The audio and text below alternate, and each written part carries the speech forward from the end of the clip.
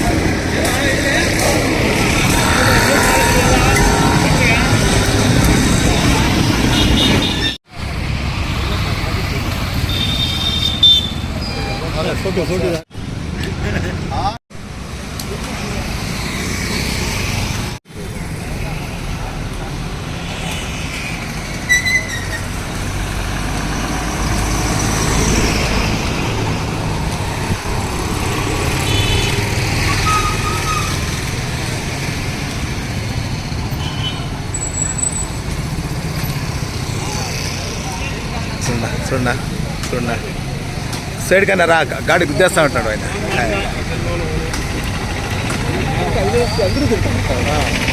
అయినా నష్టపోతా ఉన్నాడు.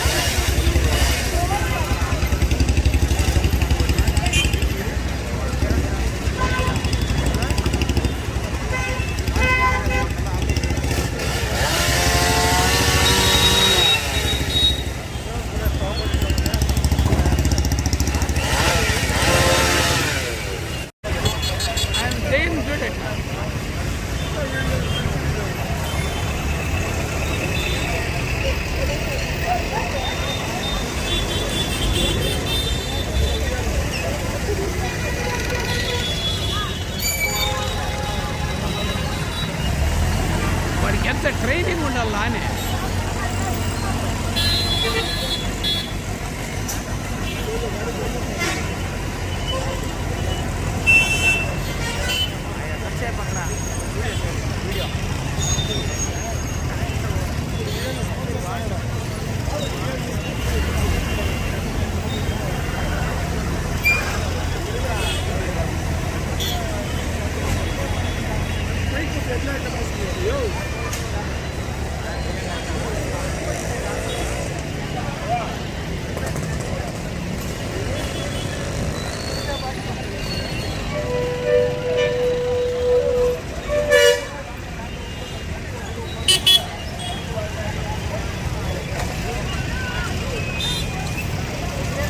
Are you